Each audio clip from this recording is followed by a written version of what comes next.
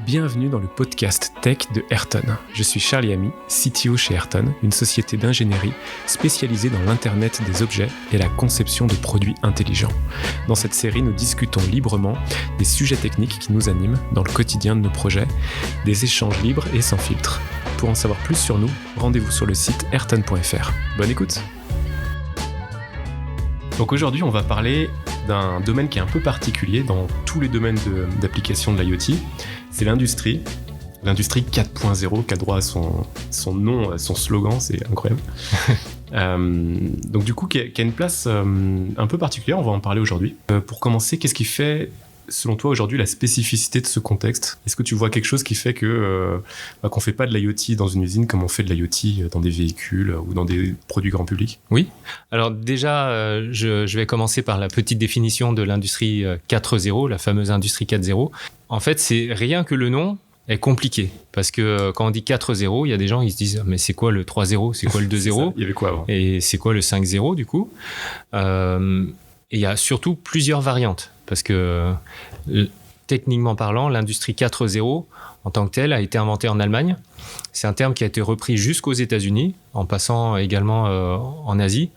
En France, on s'est dit « Ah ouais, mais nous, c'est pas mal l'industrie 4.0, mais nous, on veut faire l'industrie du futur. » Ok. Donc c'est une petite variante. Ensuite, certains se disent « Ah, c'est pas mal l'industrie du futur, mais moi, je préfère le futur de l'industrie. On veut changer les choses. On veut passer à une révolution. » Donc en fait, toutes ces notions-là, des fois on parle d'usine connectée, d'usine 4.0, certains parlent d'usine 5.0, d'usine étendue. Est-ce que vraiment toutes ces subtilités elles comptent ou est-ce qu'on parle t'arrives à mettre tout ça dans un même sac? Alors j'ai essayé de décoder tout ça. Au début je m'étais dit ouais, c'est exactement la même chose.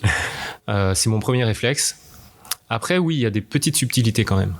Ok, d'accord. Alors est-ce que déjà l'industrie 4.0 ou l'industrie connectée, vraiment en résumé, en hyper simple pour quelqu'un qui débarque là-dedans, qu'est-ce que c'est? Pour quelqu'un qui ne connaît pas, je dirais que c'est comme avant.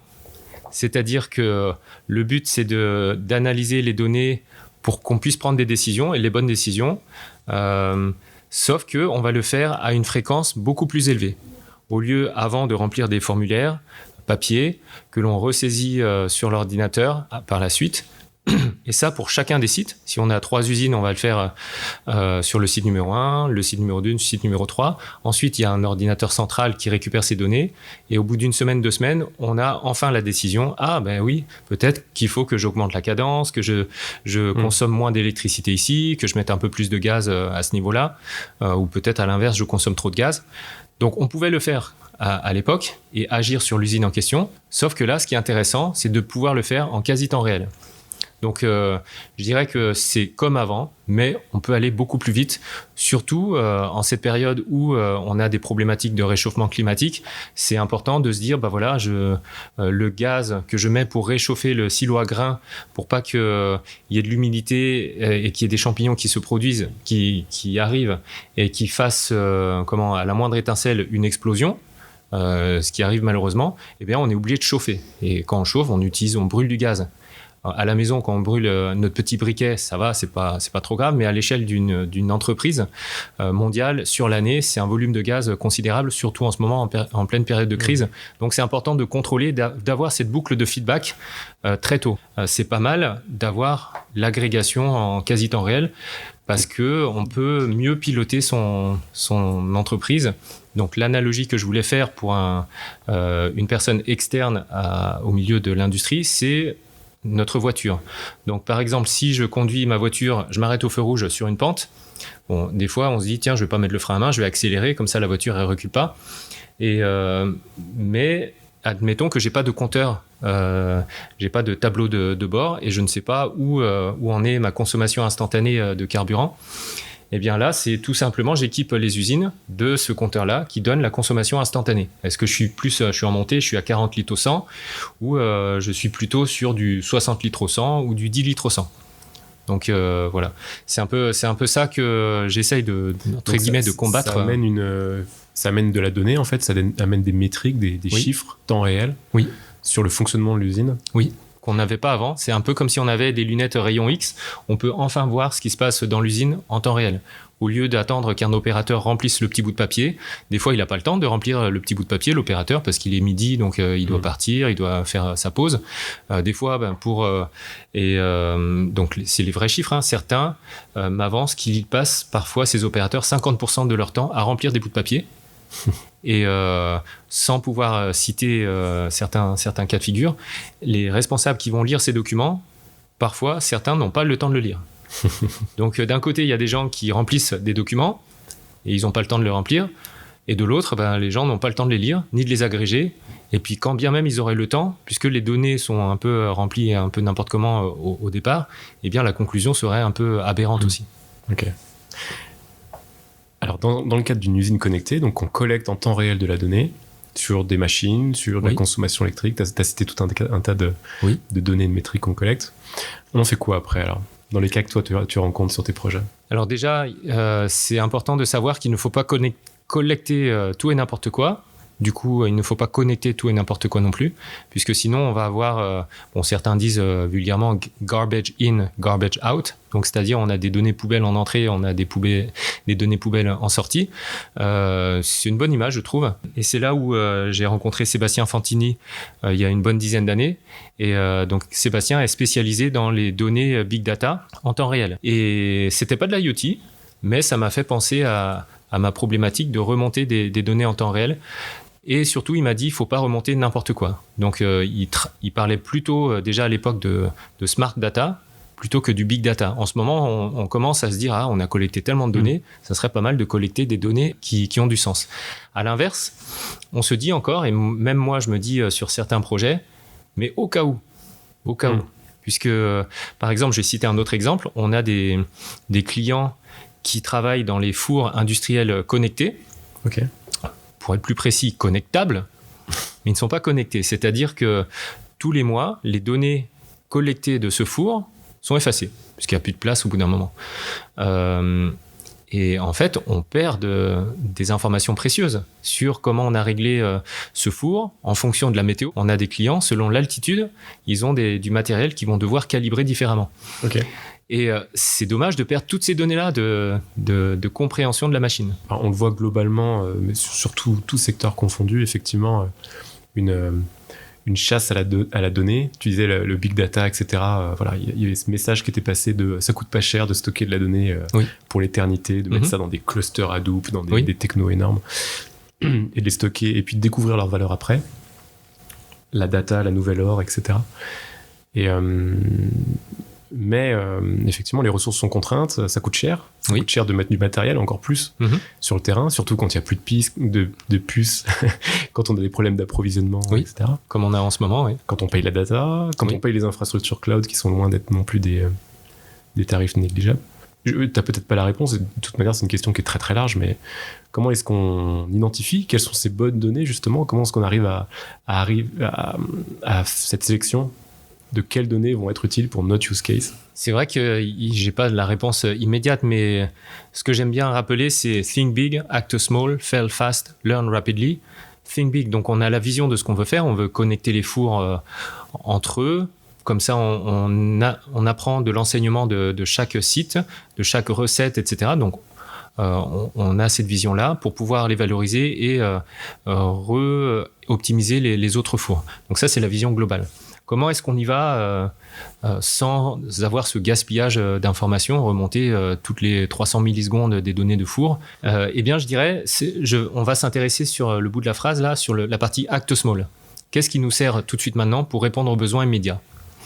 Donc après, une fois que la tuyauterie de l'IoT a été faite, une fois qu'elle est là, effectivement, dans 2 ans, eh bien, si on se dit, j'ai besoin de rajouter une troisième donnée, je le rajoute à ce moment-là. C'est un peu comme dans le code informatique. En développement, on a des commentaires dans le code et des bouts de code au cas où. Mais en fait, le bout de code au cas où et les commentaires au cas où, ça génère de la dette. Et donc, le au cas où en question, parfois, il ne se produit jamais. Donc, pendant 1 an, 2 ans, voire jusqu'à l'éternité, on garde des bouts de code qui servent à rien. Donc ça pollue, même si le stockage ne sert à rien, même si le stockage est peu cher. Et le bout de code en question, eh bien, ce qu'on fait, c'est qu'on l'archive, on le met quelque part, soit dans les systèmes d'archivage, ou soit on le garde dans un outil de traçabilité et on le sortira à ce moment-là. Si on a perdu du temps, entre guillemets, et on se dit « Ah, c'est dommage, j'aurais bien voulu faire ça », oui, c'est dommage. Mais on se dit, faut mieux, en tout cas, moi, je préfère se dire « C'est dommage d'avoir perdu ce critère-là », mais au moins, pendant 3 ans, j'ai avancé sur quelque chose qui marche, que d'essayer d'imaginer toutes les combinatoires possibles, de tous les paramètres possibles. Donc, toi, tu décris la stratégie inverse, finalement, commencer sur un use case hyper précis, sortir les données indispensables à celui-là. Oui. Et pour mettre en place la chaîne, tu parles de la tuyauterie. Ouais, voilà, la tuyauterie c'est ça.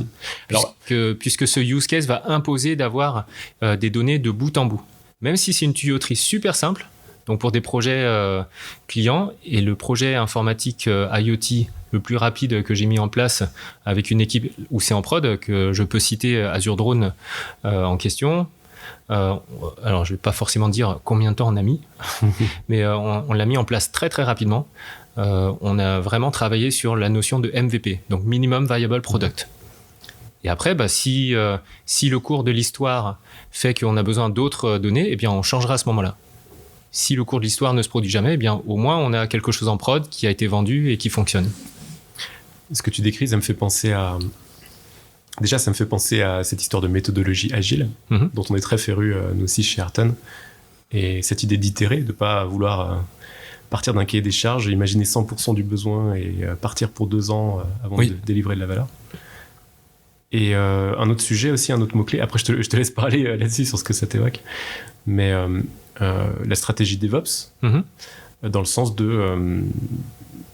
ce qu'on n'a pas dit encore, mais c'est que ces technologies IoT, cette connectivité, elle permet aussi de mettre à jour à distance et de rajouter de la fonctionnalité incrémentalement. Tout à fait. On a LPG System, par exemple. Donc, ce que je dis là, c'est pas confidentiel. Et donc, le projet en question consistait initialement à être un projet de connectivité pure en IoT. C'est-à-dire, on prend les devices, les cellules M6, on connecte ce cellule M6 à Internet et à Azure en particulier. On va beaucoup travailler au niveau du hardware pour que ce hardware soit définitif, une bonne fois pour toutes, prêt et robuste. Et c'est effectivement, on compte beaucoup sur les mises à jour que l'on fait à distance, puisque le projet, le device est connecté à présent. Donc ça permet d'écourter aussi les cycles entre le moment où on produit et le moment où le device arrive chez le client. Au lieu d'attendre la version parfaite et complète du logiciel, on peut faire une V1 qui correspond aux besoins du client, et après la V2 va arriver prochainement quand on aura mis à jour. On peut maintenir mieux les équipements aussi, c'est-à-dire s'il y a un équipement à travers le monde qui est défaillant, on n'attend pas la maintenance ou la casse, on peut commencer à remplacer l'équipement en question. Alors du coup, quand on pense à une usine, on pense à quelque chose qui va tourner peut-être 24 heures sur 24, dont la moindre minute d'interruption, c'est directement beaucoup d'argent perdu. Et d'énergie perdue. Et donc aussi, ce qui va avec ça, dans l'imaginaire, et même c'est réel, c'est des exigences très très fortes sur la fiabilité. Oui. Comment est-ce qu'on arrive à allier ces exigences fortes de fiabilité et un système connecté qui va évoluer dans le temps, sur lequel on va déployer des choses d'un jour à l'autre? Oui, c'est vrai que initialement, dans les usines, on se dit, on a un système qui fonctionne, et on n'y touche plus, surtout pas. C'est pour ça qu'on se retrouve encore aujourd'hui, il y a encore du Windows XP, du Windows NT qui tournent dans les usines, et donc d'où les sujets de cyberattaque également. Mais c'est vrai que c'est compréhensible de se dire « Ah oui, mais moi j'ai une usine qui tourne, il faut surtout pas l'interrompre. » L'interrompre dans le sens arrêter la ligne. Effectivement, si on a un problème, ça chiffre très vite. Donc effectivement, l'interruption est surveillée. C'est le stress de tout responsable d'usine. Et pour ça, c'est vrai qu'il est frileux à tout changement. Donc, créer et introduire un projet IoT introduit des risques sur son projet. Donc, avec plusieurs autres sociétés, on a l'approche suivante, c'est de travailler en mode Y. C'est-à-dire qu'il y a l'automate qui pilote les robots, qui réfléchit. Eh bien, on va faire une patte qui ressort comme un Y, une bifurcation. Comme ça, la première bifurcation continue à produire de la production. Et la deuxième, on va connecter, récupérer de l'information pour faire de l'Internet des objets connectés sur cette branche un petit peu en parallèle. Comme ça limite les risques et les interruptions de service. Et même cette petite modification en Y introduit des risques. Donc, c'est-à-dire que pour un industriel, c'est pas lui qui va modifier et faire ce Y-là. Il doit retrouver le fabricant de cet automate programmable-là, s'il existe encore, puisque des fois, ça fait 20 ans qu'il est là. Peut-être que le fabricant a déjà fermé depuis bien longtemps. Et s'il le retrouve, il faut qu'il retrouve l'expert ou les experts qui ont codé à l'intérieur pour pouvoir ajouter la petite patte. C'est pas comme un bout de code quand on fait du code, on copie-colle et puis on dit tiens, tu envoies en parallèle à un autre endroit. Des fois, c'est des modifications physiques qui sont nécessaires. D'accord. Tu veux dire que dans cette approche-là, finalement, on essaie on va pas impacter directement le fonctionnement de la chaîne de production telle qu'elle est. Pour moi, c'est trop risqué. Mais on commence à collecter en périphérie la donnée à partir de cette chaîne de production, c'est ça ? C'est ça. Donc ça, c'est une approche possible. Une autre approche possible, c'est par rapport à cette approche qui est un petit peu intrusive, c'est des approches qui consistent à observer. Donc, c'est pas intrusif. Observer, comment on observe ? Donc, on observe avec des capteurs externes, soit par exemple avec des pinces ampère-métriques qui se greffe autour d'un fil électrique. Soit on va observer avec une caméra. Sur cette caméra, on va mettre un petit bout d'intelligence artificielle qui va détecter des défauts, qui va compter, je sais pas moi, ou détecter un mauvais positionnement. Alors on y reviendra là-dessus et surtout, faut pas mettre de l'IA partout. Donc là, c'est très important. C'est pas parce que je prononce le mot IA qu'il faut en mettre partout. D'accord. Il faut savoir vraiment. C'est vraiment un mot tabou. Alors moi, j'utilise ce mot avec précaution. Donc quand je dis le mot IA, c'est comme un couteau suisse. Le couteau suisse, il a plein de fonctionnalités. Il y a la scie, il y a le petit cure-dent, il y a la petite lame, la grande lame, etc. On va pas utiliser toujours la grande lame. On va pas utiliser toujours le petit cure-dent. Donc on doit vraiment choisir le bon outil au bon moment. Donc c'est pareil pour notre boîte à outils. Donc certains ayatollahs de la lame, petite lame, ils vont ne jurer que par cette petite lame parce qu'ils ont la vision limitée de cette petite lame et ils vont la mettre partout. Or, ça va créer des problèmes puisque pour pouvoir arriver à faire de l'industrie 4.0, l'industrie connectée, il faut casser les silos. Casser les silos, on parlait d'agilité tout à l'heure, il faut être agile. C'est-à-dire que en informatique, entre guillemets, on parle de développeurs et puis Ops, donc la partie production. Après, c'est un peu plus compliqué que ça. Des fois, on a développeur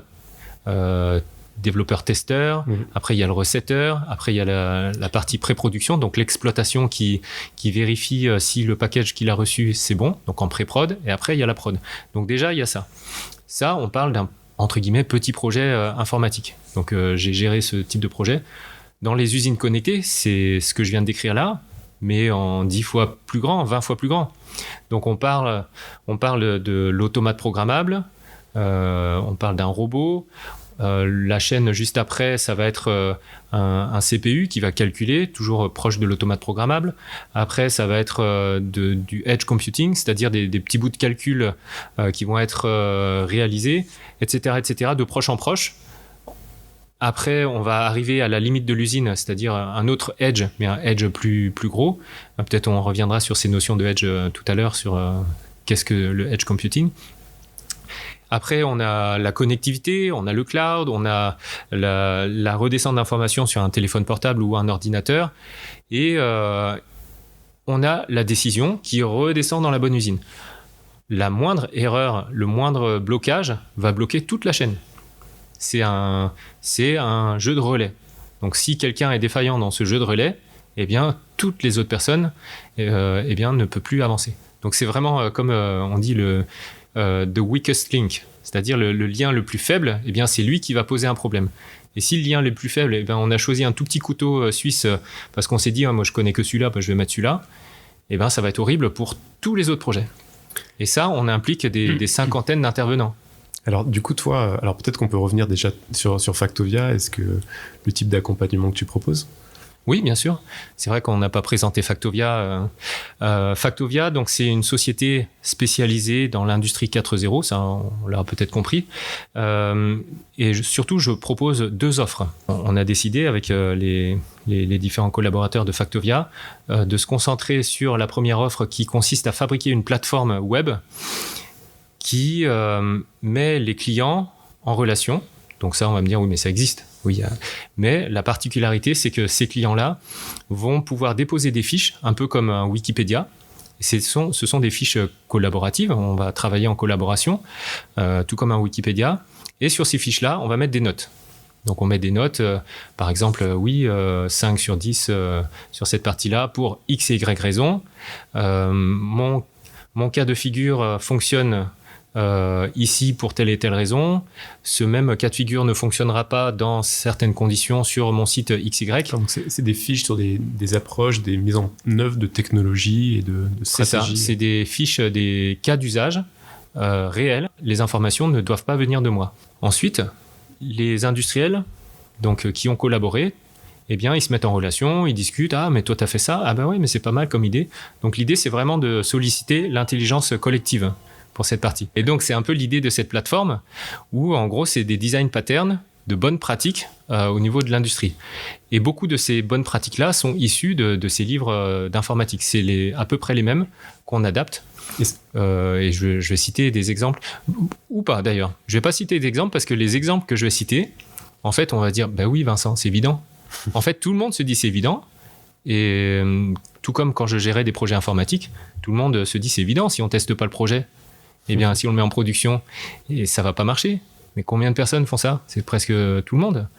Est-ce que tu as perçu là, donc, sur l'ensemble des projets IoT vraiment autour de l'industrie, toute cette expérience, des facteurs ou un facteur de recette de succès? Déjà plusieurs.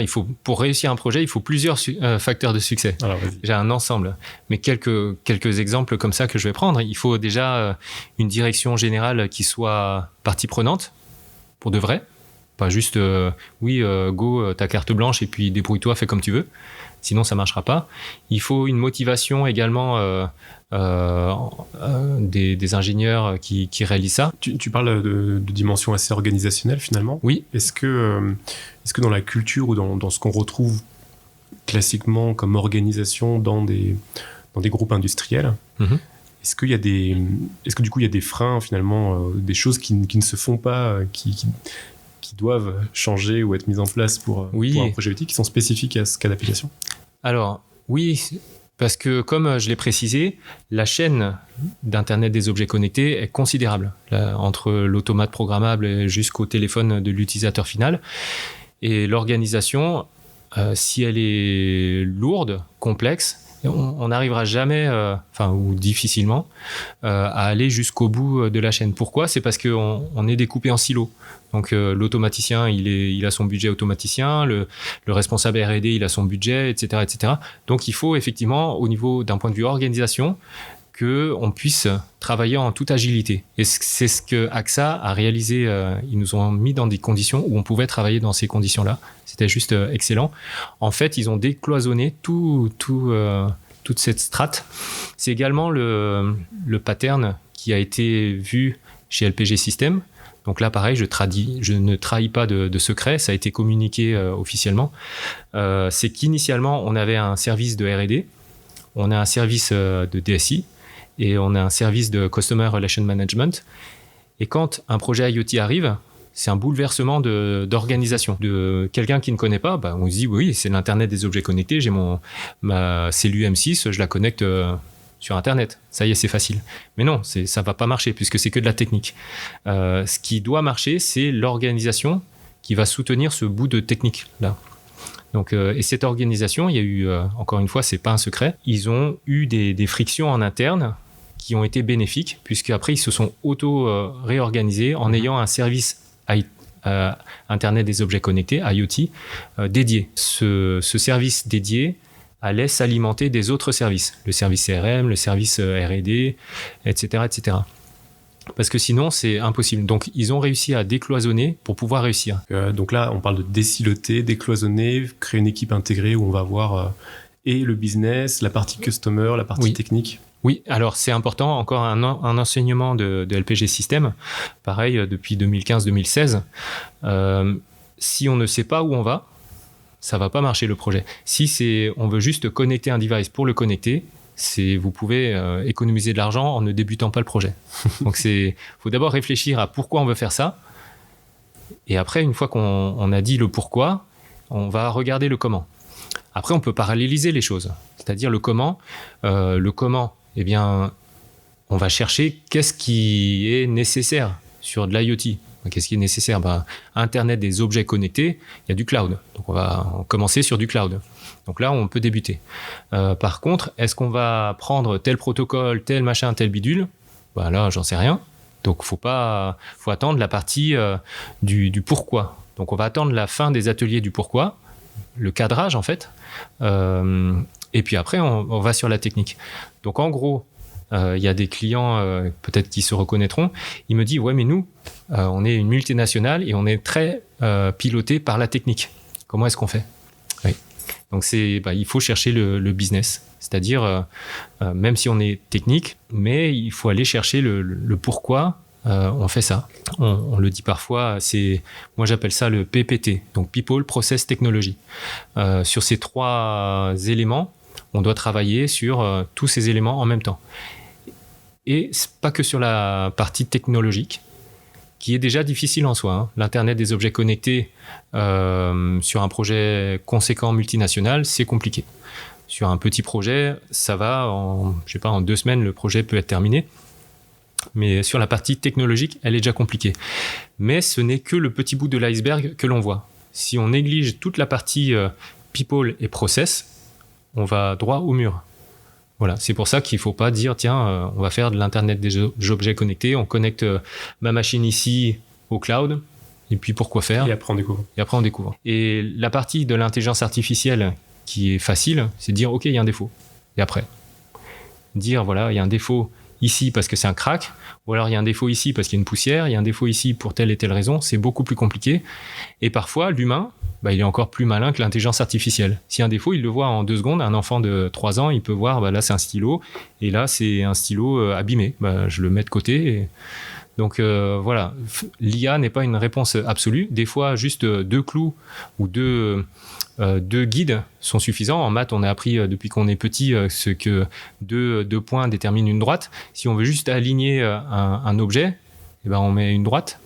C'est-à-dire juste 2 points, et puis l'objet est aligné. Il n'y a pas besoin de prendre une intelligence artificielle cachée dans une caméra avec un processeur surpuissant qui va chauffer, consommer de l'énergie, et dire que l'objet, il est mal orienté. Et du coup, en fonction de la lumière, etc., on va mal calculer l'angle de l'orientation. Il y a un robot qui va venir saisir l'objet, le tourner dans le bon sens, le positionner. Alors que des approches low-tech. Le low-tech, exactement. Donc là, on parle du réchauffement climatique, etc. Ça sert à rien de mettre plein de technologies pour la technologie si on met 2 clous et puis l'objet se positionne. On a Bernay Automation qui est spécialisé dans le positionnement des pièces grâce à des vibrations. Donc il suffit parfois de vibrer des plateaux pour pouvoir positionner une pièce dans le bon sens. Donc une vibration, en gros, c'est juste un petit moteur qui tourne. Bon, la conception du plateau est sophistiquée, mais une fois qu'elle est faite, il n'y a pas besoin de 12 000 caméras, d'ordinateurs, de cloud ou quoi que ce soit, d'objets connectés pour pouvoir positionner une pièce correctement. Ok, donc bien identifier le besoin d'abord, partir de là. Et c'est ça. La solution n'est pas forcément ne pas courir après la solution. Ah, j'ai entendu dans le magazine XYZ qu'il faut mettre de l'IoT. Même si moi, Vincent, je suis spécialisé en IoT, mais il faut surtout pas le mettre. Nous, on a des clients, ils me contactent, et pour de vrai, certains vont se reconnaître ou d'autres connaissent ma personnalité. Mais je leur dis, monsieur le client, ça sert à rien. Vous voulez connecter ou alors vous voulez faire un proof of concept. Je vous économise 20 000 € parce que je connais déjà la réponse. Je peux vous le dire là, la réponse, ça va être si, X, Y, Z. Et puis, par contre, si vous voulez le projet derrière avec la vision globale, OK, on peut aller sur ce projet-là. Ou alors, si la conclusion que je vous donne ne correspond pas à votre vision, au moins, ça vous évite, c'est le fail fast. Vous avez échoué rapidement, vous n'allez pas investir X milliers d'euros sur la suite du projet. Donc voilà, le low-tech ou le no action, c'est-à-dire il y a pas besoin, s'il n'y a pas besoin de projet IoT, il ne faut pas mettre de l'IoT. Et ça se joue, ça s'appuie sur une expérience aussi. Oui, ça se joue sur l'expérience, ouais. Une dernière question peut-être. Il y a un sujet qui est extrêmement présent dans ce que je peux lire autour de l'industrie 4.0, ce qu'on rencontre chez nos clients, c'est le sujet de la sécurité. Oui. Qui est peut-être le point de frilosité, puisqu'on entend encore de plus en plus parler côté actualité d'attaques, de ransomware. Voilà, on est dans une période un peu tendue où finalement aller mettre des nouveaux points d'entrée ou connecter son usine, ça peut aussi faire peur par rapport à ces aspects-là. Qu'est-ce que tu réponds, toi, à des clients comme ça qui d'abord lèvent ce drapeau-là de la sécurité? Oui, justement, ça fait un peu écho à ce que je disais précédemment, à savoir, il ne faut pas forcément courir après le fait de faire de l'Internet des objets connectés.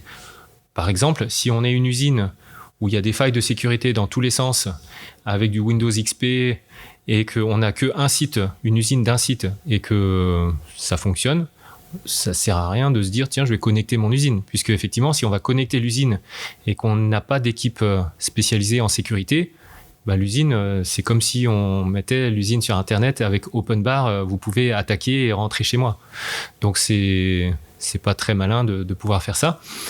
Par contre, dans d'autres cas de figure, une usine connectée au cloud, par exemple les fournisseurs de cloud publics, ils vont avoir à leur disposition 4000 experts, 5000 experts mondiaux spécialisés dans la sécurité, là où une usine ou une PME ou même une multinationale ne peut pas se payer, voilà, pour mon projet, je vais mettre 5000 experts dessus, ça n'existe pas. Donc, au niveau de la sécurité, j'aurais deux arguments possibles. Pour certains cas de figure, mieux vaut ne pas faire d'Internet des objets connectés. En fait, on nous donne des droits, on nous donne beaucoup trop de droits. Donc, l'Internet des objets connectés dispose de messages. C'est comme une enveloppe. Une enveloppe, si j'envoie une enveloppe à ma grand-mère, je ne peux pas mettre grand-chose dans mon enveloppe. C'est-à-dire, pour attaquer ma grand-mère, ça va être compliqué. Si je lui donne un fil électrique que je connecte à ma grand-mère, dans ce fil électrique, je peux mettre un peu tout et n'importe quoi dedans. Donc, c'est un peu ça, l'Internet des objets connectés. Certes, on est connecté, mais avec des protocoles bien particuliers. Donc, si je résume, tu challenges. Est-ce que vraiment il y a besoin d'exposer votre usine? C'est pas une réponse qui est automatique. Oui. Et on crée évidemment de la surface d'attaque, donc un risque, et donc il y a des use cases qui le méritent pas. Oui. Et de l'autre côté, finalement, il y a déjà des usines connectées avec des protocoles ou des technologies qui ne sont pas adaptées. Et il faut venir avec l'état de l'art de l'IoT et des choses qui sont poussées par des gros acteurs sérieux sur la sécurité. Ou l'état de l'art, moi je la délèguerais, l'état de l'art. C'est-à-dire l'état de l'art dans la partie cloud, je la délègue. Et c'est déjà un gros morceau, une grosse épine du pied qu'on se retire, l'état de l'art. Et ça rejoint aussi ce que tu disais tout à l'heure sur les architectures en Y ou le fait de purement observer des choses qui se passent au niveau de la chaîne de production. Quelque part, si ce qu'on connecte aussi à distance, c'est purement de la mesure, on n'est déjà pas dans le même niveau de criticité et des problématiques de safety que si on est en train de piloter même du matériel dans les usines. Oui, c'est important. Le niveau à la fois de pilotage, il ne faut pas déléguer au cloud le fait de piloter entièrement son usine. Ça serait dommage, puisque là, on a vu avec les coupures de fibres optiques, il suffit que quelqu'un fasse un trou dans le trottoir et puis il coupe votre fibre optique et votre usine qui était pilotée par le cloud, elle ne marche plus. Donc oui, il ne faut pas faire ça. Encore une fois, ce n'est pas parce que je suis expert en cloud qu'il faut mettre du cloud partout. Donc ça dépend des scénarios. Donc les scénarios critiques, on ne les met pas dans le cloud. Par exemple, à un moment donné, on m'avait posé des questions, je devais intervenir sur le fait de mettre de l'IoT sur une caserne de pompiers. Les casernes de pompiers, il faut qu'ils continuent à communiquer avec leur protocole de communication type militaire. On ne va pas mettre de l'IoT qui se base sur de l'Internet ou de la 4G. Un coup ça marche, un coup ça ne marche pas. Donc, ce n'est pas possible. Ou le Wi-Fi. Donc, encore une fois, c'est comme un couteau suisse. C'est pas parce qu'il y a un cure-dent qu'il faut absolument l'utiliser, etc. Donc c'est vraiment, il faut se poser la question du pourquoi on fait ça et analyser les risques. Donc il n'y a pas de solution miracle. On se pose, on réfléchit. Et donc il y a cette phase de cadrage qui est importante. C'est vrai que pour ceux qui connaissent moins bien l'agilité, on se dit, l'agilité, on fait un peu comme on veut. Non, il y a une phase de cadrage qui est hyper importante dans l'agilité. Et même après, dans la suite de l'agilité, comment on mène le projet agile, il y a beaucoup de règles et de contraintes. On ne fait pas comme on veut. Donc justement, ça fait un peu l'analogie avec la deuxième offre de Factovia. Donc Factovia dispose d'une autre offre qui est la mise à disposition d'un matériel pédagogique Montessori pour pouvoir vulgariser ce qu'est l'industrie du futur, l'industrie connectée, où j'ai matérialisé ou en tout cas beaucoup des problématiques qu'on rencontre dans les usines. La connectivité, l'hétérogénéité du matériel, les marques différentes. Juste pour le décrire, du coup, tu as toute cette espèce de maquette d'usine connectée avec du vrai matériel à l'intérieur. C'est du vrai matériel. Comme ça, on s'aperçoit que le matériel pour faire du edge computing, le vrai, c'est à peu près 1 000 € le kilo. Donc ça coûte cher du matériel industriel. Et pour ça, j'ai montré un peu pas la complexité, puisque pour quelqu'un qui connaît, c'est pas si complexe que ça, mais c'est pas très facile non plus. Donc dedans, on modélise de la blockchain, justement avec les cyberattaques, on montre ce que l'on peut faire, les différentes attaques. C'est important de montrer le réel et les échecs. Ok, écoute, merci beaucoup pour avoir partagé cette expérience. Et puis on te souhaite plein de réussite avec Factovia. Merci, c'est gentil. À bientôt. À bientôt. Au revoir. Voilà, cet épisode est terminé. J'espère qu'il vous a plu. Si c'est le cas, partagez-le autour de vous et n'hésitez pas à prolonger la discussion avec nous sur les réseaux. Si vous aussi êtes un ou une passionné de la conception de produits intelligents et seriez intéressé de rejoindre nos équipes, sachez que nous recrutons régulièrement de nouveaux ingénieurs, notamment sur toute la partie Linux embarquée. N'hésitez pas à nous contacter pour en savoir plus. On se retrouve bientôt pour un prochain épisode. Bonne journée et à très vite.